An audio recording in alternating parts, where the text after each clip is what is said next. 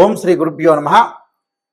2025 English ఈ సంవత్సరంలో మనకి ఏ విధంగా ఉండబోతుంది? 2025లో మేషాది ద్వాదశ రాశుల యొక్క ఫలితాలు ఏ విధంగా ఉండబోతుందో మనం తెలుసుకుందాము.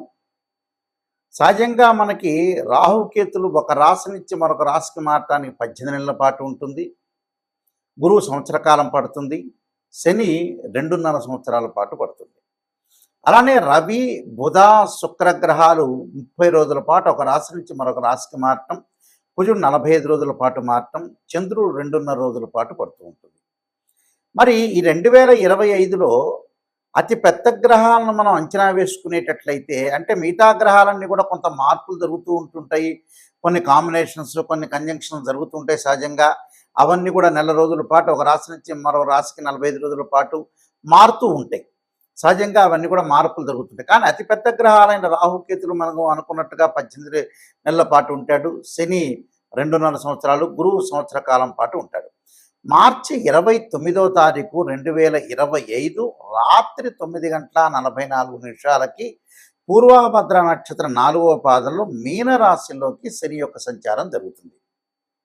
అలానే మే 14వ తారీఖున 2025 ఉదయం 11:34 మృగశిర నక్షత్రం 3వ పాద ప్రవేశంతో మిథున రాశిలోకి గురువు సంచారం చేస్తాడు. అంటే వృషభ రాశి నుంచి మిథున రాశిలోకి సంచారం జరుగుతుంది.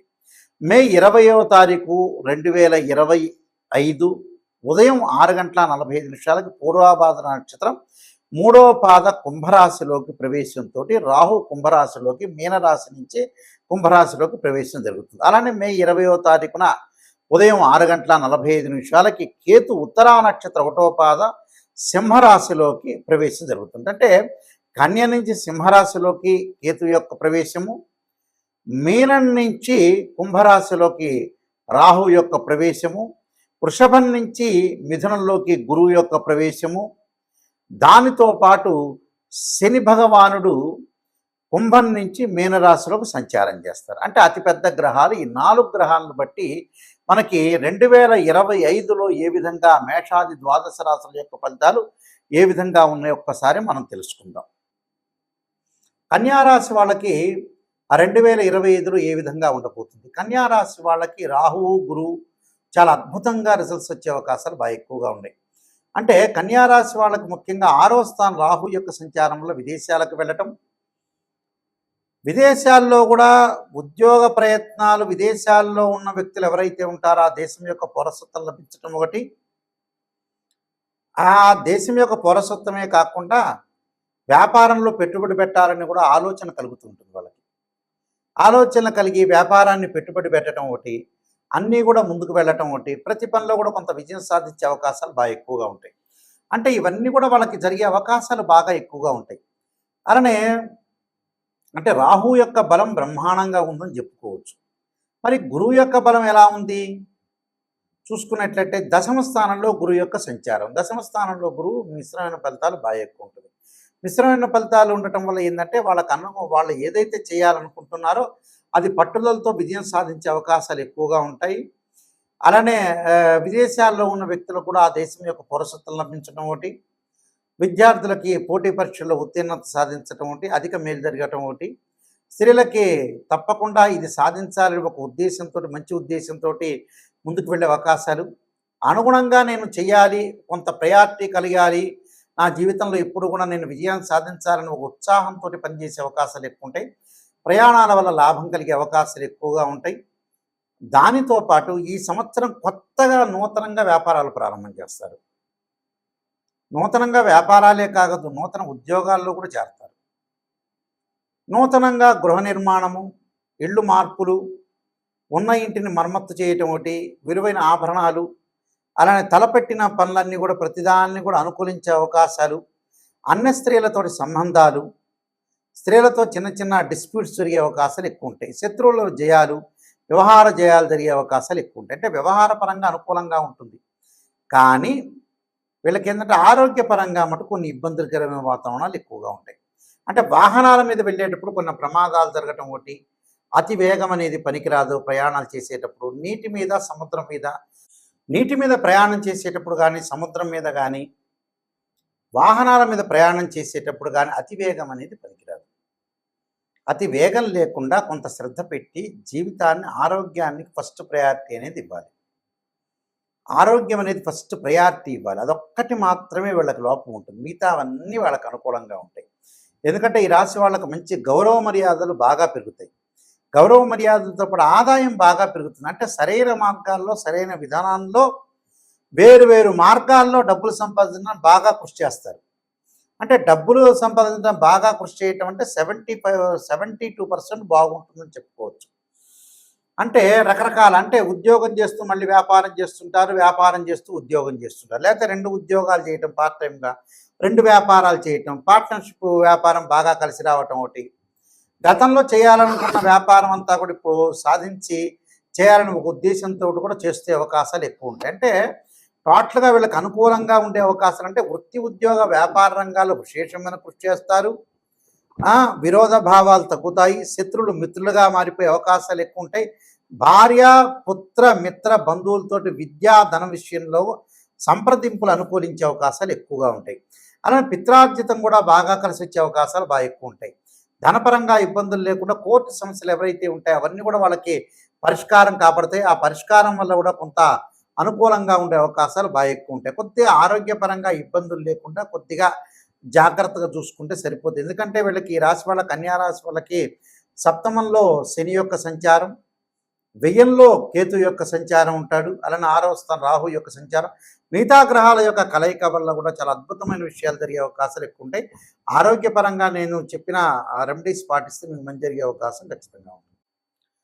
ఈ రాశుల వాళ్ళందరూ కూడా చక్కగా కొన్ని అనుసరించాల్సిన నియమాలన్నీ ఉన్నాయి. ఈ సంవత్సరం అంతా కూడా 2025లో ఈ రాశుల వాళ్ళందరూ కూడా అనుసరించాల్సిన విధానం ఏమిటి, విధి విధానాలని అనుసరిస్తే మన జీవితం అనేది ఎలాంటి మలుపు తిరగబోతుంది అంటే వృత్తి, ఉద్యోగ, వ్యాపారం కానీ, వివాహం కానీ, అలానే ఆరోగ్యపరంగా కానీ, ఆర్థిక సమస్యలు కానీ, కోర్టు సమస్యలు కానీ, ఇలాంటివన్నీ కూడా ఇబ్బందులు కలగకుండా ఉండటానికి నేను కొన్ని ప్రత్యేకంగా రెమెడీస్ చెబుతాను. ఆ రెమెడీస్ అనేవి మీరు పాటించండి, మీకు మంచి జరిగే అవకాశం ఖచ్చితంగా ఉంటుంది. 2025లో గణపతి యొక్క ప్రార్థన చేయండి. గణపతి యొక్క ప్రార్థనగా చేయాలి అని అంటే మనకి 2025 సంవత్సరంలో సహజంగా సంకష్టహర చతుర్థి వ్రతాన్ని పాటించండి.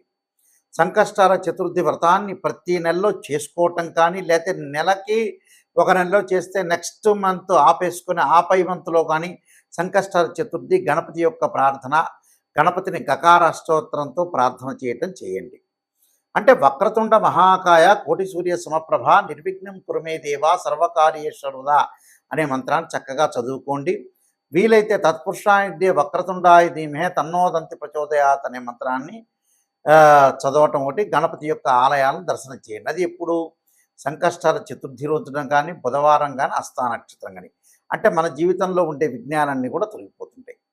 ధనం కలిసి రావాలంటే ధనపరంగా ఇబ్బందులు మీకు కలుగుతున్నాయి అంటే ఓం యక్షాయ కుబేరాయ శరణాయ ధనధాన్యాధిపతే ధనం ధాన్య సమృద్ధిమే దేహిమే దాపై స్వహ అనే మంత్రాన్ని చక్కగా గురువారం రోజున ప్రాతకాలం చదవండి. వీలైతే ఇది నేను చదవలేని గురువు గారు అని చెప్పిన వ్యక్తులకి దేవానాంచ ఋషీనాంచ గురుకాంచన సన్నిభం బుద్ధిమతం త్రిలోకేశం తమ నమామి బృహస్పతిమని ప్రదోషకాల సమయంలో 2025లో ప్రతి గురువారం రోజున సాయంత్రం పూట చదవండి. వీలున్న గురువారాలు ఎక్కువ శాతం చదవటం అనేది నేర్చుకోండి. దానివల్ల ఏదంటే ధనం కలిసి వచ్చే అవకాశాలు ఎక్కువ ఉంటాయి. రుణబాధలు ఉన్న వాళ్ళు 2025లో ఖచ్చితంగా ఒక అర కేజీ బెల్లం బుధవారం రోజున కానీ, సోమవారం కానీ దానం చేయండి. దానితో పాటు ముఖ్యంగా వీలైతే శనివారం రోజున నల్ల నువ్వులు దానం చేయటం, ఆదివారం రోజున మినుములు, అలానే శనివారం రోజున ఉలవలు, గురువారం రోజున శనగలు దానం చేయటం అనేది మర్చిపోవద్దండి. చేసిన తర్వాత ఏదైనా సరే మంగళవారం వస్తుంటుంది మనకి. అంటే మంగళవారం రోజున కానీ, వీలైతే మృగశిర, చిత్త, ధనిష్ట నక్షత్రం రోజుల్లో కానీ కందులు దానం చేయండి. కందులు దానం చేయటంతో పాటు చక్కగా కందుల్ని ముందు రోజున నానబెట్టి ఆవుకు పెట్టడం అనేది కూడా నేర్చుకోండి. అలానే వాహన ప్రమాదాలు ఇవన్నీ కూడా కలగకుండా ఉండాలంటే ఖచ్చితంగా సుబ్రహ్మణ్య స్వామి యొక్క ఆరాధన చేయండి. తత్పురుషాయ విద్యే మహాసేనాయ ధీమే తన్నో షణ్ముఖ ప్రచోదయాత్ అనే మంత్రాన్ని చక్కగా చదవండి. కోర్టు సమస్యలు కూడా మీకు పరిష్కారం జరిగే అవకాశాలు ఖచ్చితంగా ఉంటాయి. అలానే వివాహం కాని స్త్రీ పురుషులు ఎవరైతే ఉంటారో వాళ్ళందరూ కూడా తప్పకుండా సీతారాముల యొక్క కళ్యాణంలో కానీ, శివపార్వతుల యొక్క కళ్యాణంలో కానీ పాల్గొనండి. అలానే శ్రీ వల్లీదేవి సమేత సుబ్రహ్మణ్య స్వామి యొక్క కళ్యాణంలో పాల్గొంటే కూడా మీకు కళ్యాణం జరిగే అవకాశం ఖచ్చితంగా ఉంటుంది. దీనితో పాటు విద్యార్థులు ఖచ్చితంగా విద్యలో వెనకబడి ఉన్నట్లయితే దక్షిణామూర్తి స్తోత్ర పారాయణం చేయండి. అలానే సరస్వతీ దేవం ఆలయాన్ని సందర్శన చేయటం అనేది మర్చిపోద్దండి. అంటే ఇవన్నీ కూడా ఆరోగ్యపరంగా ఇబ్బందులు కలిగే వ్యక్తులు కూడా శరీరే జర్జరీభూతే వ్యాధిగ్రస్తే కలేబిరి ఔషధం జాహ్నవీతూయం వైద్యో నారాయణ హరి అనే మంత్రాన్ని చక్కగా చదువుకోండి. నువ్వుల నూనెతోటి శివుడికి అభిషేకం చేయండి. చేస్తే కూడా ఆయు ప్రమాణం పెరిగే అవకాశం ఖచ్చితంగా ఉంటుంది. అలానే ప్రతి విషయంలో కూడా ముందంజలో ఉండాలంటే ఖచ్చితంగా కొన్ని నియమాలు అనేవి పాటించండి. ఆ నియమాల్లో ముఖ్యంగా నేను కొన్ని విషయాలు స్పష్టంగా తెలియజేస్తున్నాను. అవన్నీ కూడా మీరు పాటించి ముందుకెళ్తే మీకు మంచి జరిగే అవకాశం ఖచ్చితంగా ఉంటుంది. ఇలాంటివన్నీ కూడా మీకు అన్నీ కూడా దోషాలన్నీ తొలగిపోవాలంటే ఖచ్చితంగా ఏదైతే మీకు బాధలనేవి ఉంటాయో ఆ బాధలన్నీ కూడా తొలగటానికి ప్రత్యేకంగా నేను ఒక పుస్తకాన్ని రాశాను. అది రాజమండ్రి మోహన్ పబ్లికేషన్ వాళ్ళు బృహత్ పరిహార సింధు అని మంత్ర యంత్ర తంత్ర రెమెడీస్ అనే పుస్తకం ఉంది. ఆ రెమెడీస్ అనే పుస్తకంలో చక్కగా మీరు అన్ని మీకు ఏదైతే ఈతి బాధలు అనేవి ఉంటాయో రకరకాల ఆరోగ్యపరంగా కానీ, ఉద్యోగపరంగా కానీ, వివాహపరంగా కానీ ఇబ్బందులు కలిగిన వ్యక్తులు ఎవరైతే ఉంటారో వాళ్ళందరూ కూడా చక్కగా ఆరోగ్యం పెంపొందించుకోవాలి, ధనం కలిసి రావాలి, పిల్లల యొక్క పెళ్ళిళ్ళు కావాలి, చదువులు ఉండాలి, రకరకాల సమస్యలు మనుషులు బాధపడుతూ ఉన్నారు. ఆ సమస్యలన్నిటికి కూడా మనకి మంచి ఆధారంతో ఉన్న పుస్తకాన్ని నేను తయారు చేశాను. ఏమిటంటే అది రామాయణంలో కానీ, భాగవతంలో కానీ, భారతంలో ఉండే కొన్ని శ్లోకాలు కానీ, అలానే పురాణాల్లో కానీ, ఇతిహాసాల్లో కానీ మంచి మంచి శ్లోకాలు మంత్రాలన్నీ కూడా మనకు వేదం చెప్తుంది. ఆ వేదంలో ఉండే శ్లోకాలు మంత్రాలకు సంబంధించినవన్నీ కూడా రెమెడీస్ అనేవి కొన్ని పుస్తకంలో ఉంది కాబట్టి నేను రాసిన పుస్తకంలో పొందుపరిచానది. ఆ పుస్తకం పేరు బృహత్ పరిహార సింధు అంటారు. ఇది రాజమహేంద్రవరం మోహన్ పబ్లికేషన్ వాళ్ళు ప్రింట్ చేశారు. ఈ పుస్తకంలో మీకు ఏదైతే దోషాలనేవి జాతకపరంగా ఉంటాయో ఆ దోషాలన్నీ కూడా తొలగటానికి ఆ పుస్తకం అనేది చాలా ఉపయోగపడుతుంటుంది. ఆ పుస్తకాన్ని మనం స్క్రీన్ మీద చూపిస్తున్నాము. అందరూ కూడా ఆ పుస్తకాన్ని తీసుకుని ఆ పుస్తకంలో గ్రంథంలో ఉంటే ఏదైతే మీకు బాగలేదో ఆ శ్లోకాలు మంత్రాలు చదవటం వల్ల కూడా మీకు చక్కని పరిష్కార మార్గం దొరుకుతుందని మరి నేను ఆశిస్తున్నాను. సర్వే జనా సుఖినో భవంతు.